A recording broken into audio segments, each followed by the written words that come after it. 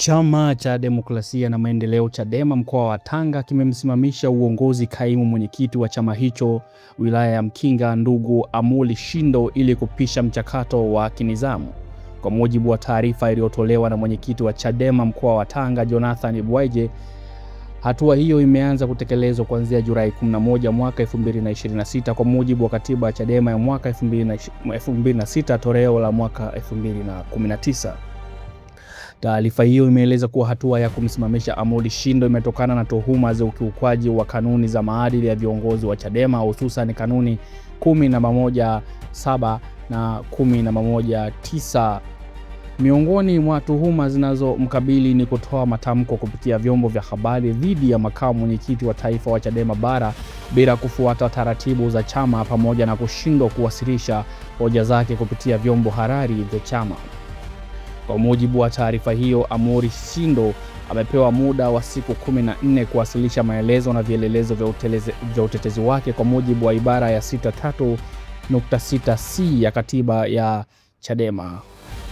Hatua hiyo imekuja wakati ambapo chama cha Chadema kimekuwa kikichukua hatua za kinizamu dhidi ya baadhi ya viongozi wake katika kipindi kifupi kilichopita, huku kukiwa na mfululizo wa taarifa za kusimamishwa kwa viongozi mbalimbali kwa tuhuma zinazohusiana na ukiukwaji wa taratibu pamoja na misingi ya chama.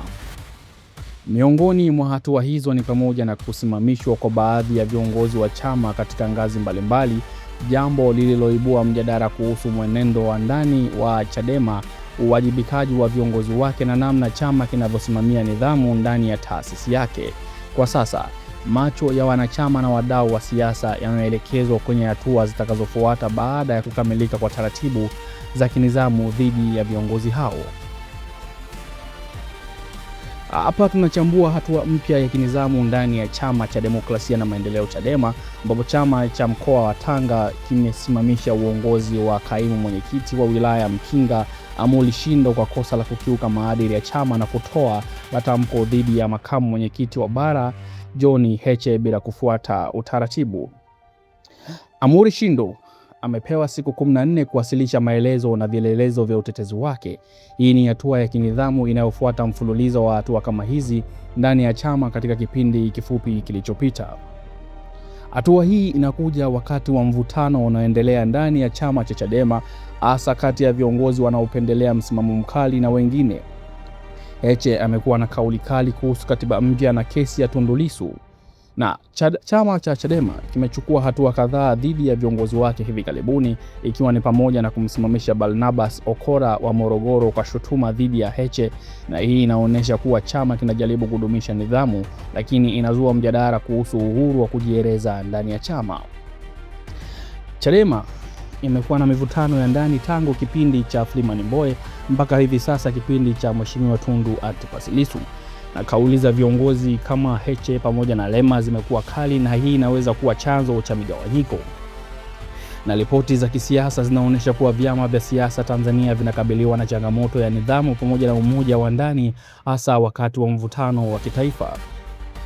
Hatua za kinizamu zinaweza kuimarisha chama, lakini pia zinaweza kudhoofisha umoja wake ikiwa hazifanyiwi kwa uwazi na haki. Hatua ya kumsimamisha Shindo inaonyesha kuwa Chadema inajaribu kudhibiti mivutano ya ndani na kudumisha nidhamu. Hata hivyo, shutuma dhidi ya viongozi wakuu kama Heche zinaweza kuwa na msingi au zinaweza kuwa za kisiasa.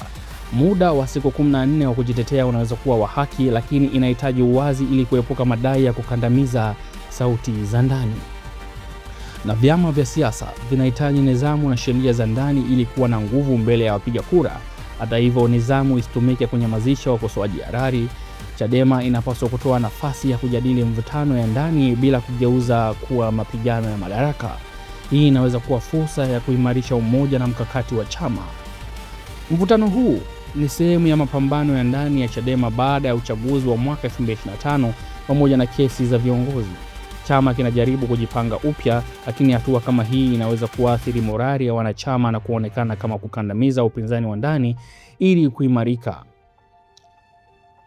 kuimarika, Chadema inahitaji mazungumzo ya ndani yenye hekima na uwazi, nidhamu bila upendeleo, mkakati wa pamoja wa kudai mageuzi ya kitaifa. Vyama vinavyogawanyika mara nyingi hupoteza nguvu yao. Serikali na upinzani wote wanapaswa kujenga utamaduni wa demokrasia ndani ya vyama vyao ili kuimarisha demokrasia ya kitaifa. Wapenzi wasikilizaji, mtafaruku huu wa Chadema unaonyesha changamoto za ndani za vyama vya siasa. Tunahitaji nidhamu na umoja ili kuimarisha demokrasia.